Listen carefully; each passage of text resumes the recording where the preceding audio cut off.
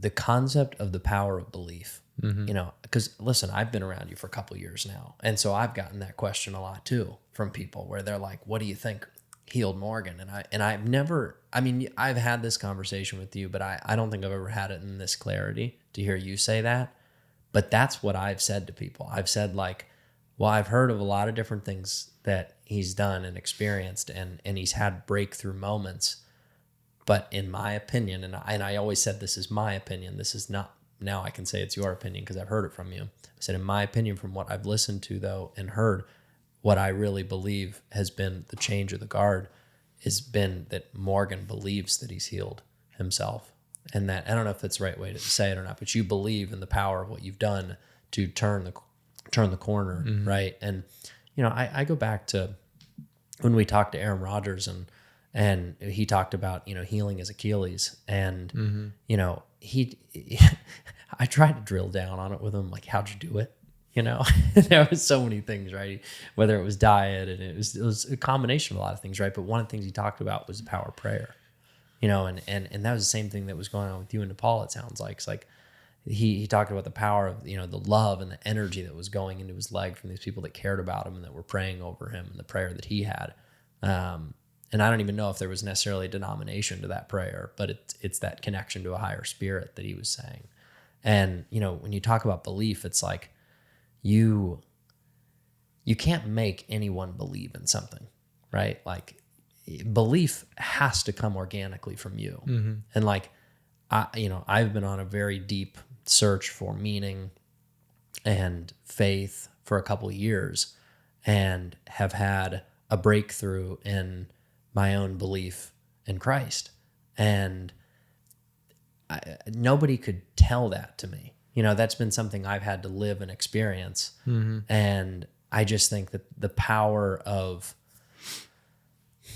coming to that belief on your own, that's the gig.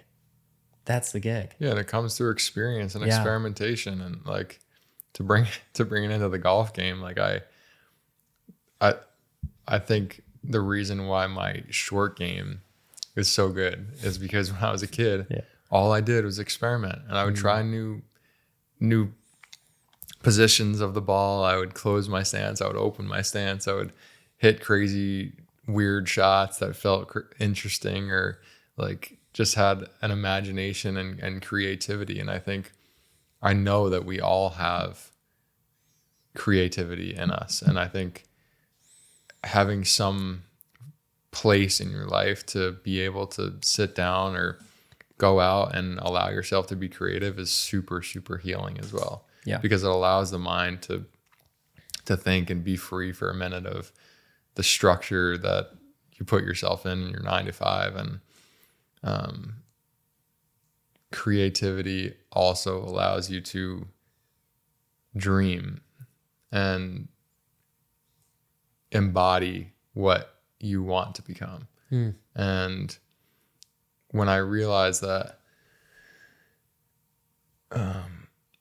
when I was younger, I listened to a lot of like golf philosophy, and psychologists say that, oh, you need to visualize. And a lot of many sports psychologists, whether it's in golf or not, we're always talking about visualization. I think it helps a lot, but I think embodiment of where you want to become, of who you want to become, is the biggest thing that you could ever do for yourself, because it's not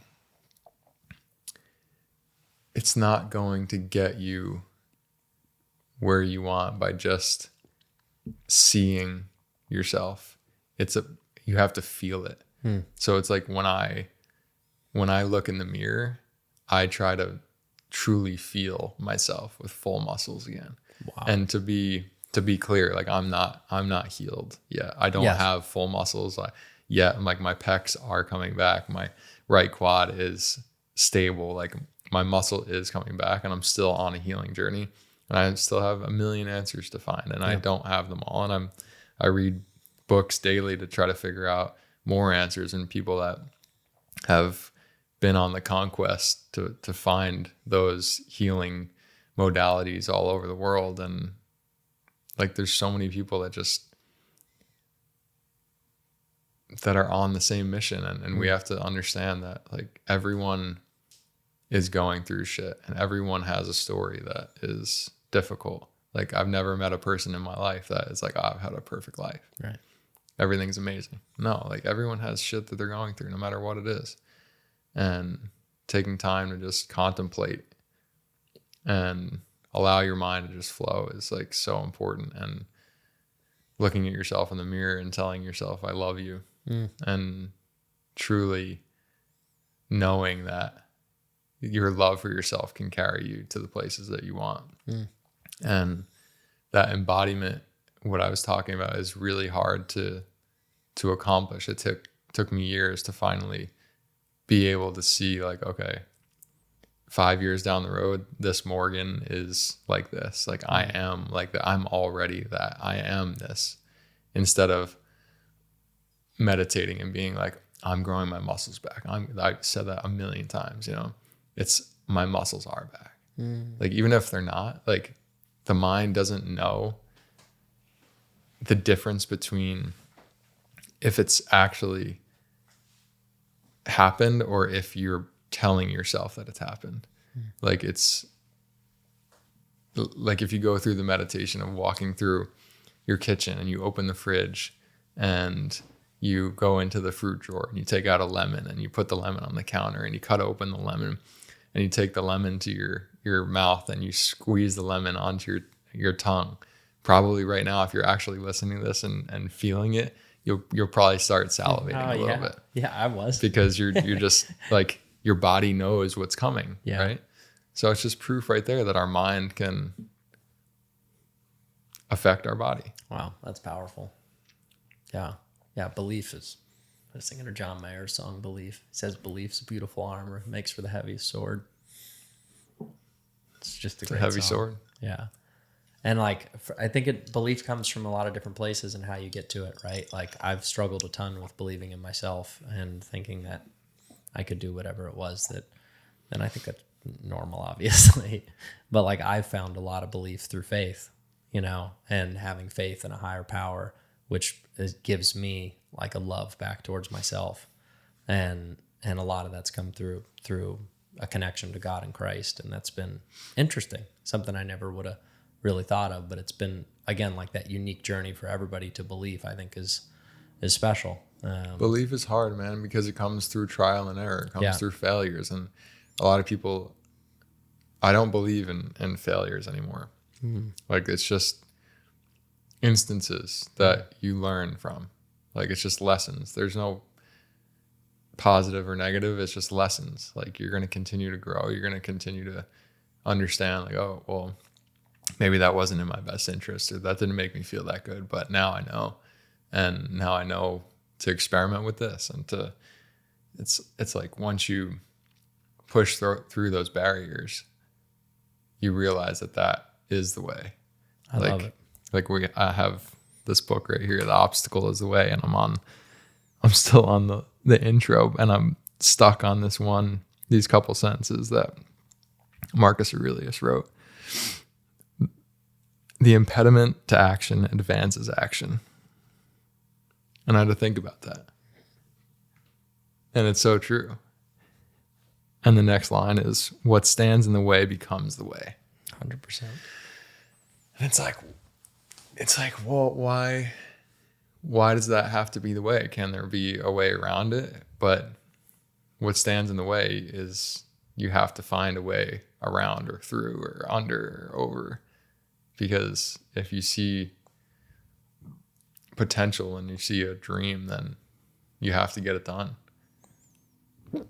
It's really thought-provoking, and I like books and things like that. It's amazing. I think just experimentation is so important, and that's what's hard about today, is because we all want instant gratification. Like most young kids today have everything at their fingertips, and like living in Costa Rica has taught me so much, because when I come back to the States, you have everything that you could ever need within 2 miles. Like there's 3 Walgreens and CVS and a Walmart and food stores and shopping malls, and it's just instant gratification, and that's not how hard things get done. No. And to achieve and to grow, you have to do hard things. Well, and I mean, the human life was designed to be hard. You know, I mean, we were designed not to be in ease, but to go through hardship. Mm-hmm. And I think that's why there's a growing sense of, meaningless and purposeless lives, because a lot of life is really easy now. Like, we don't have to hunt for food. We don't have to frickin' carry logs to warm our house every night for fire.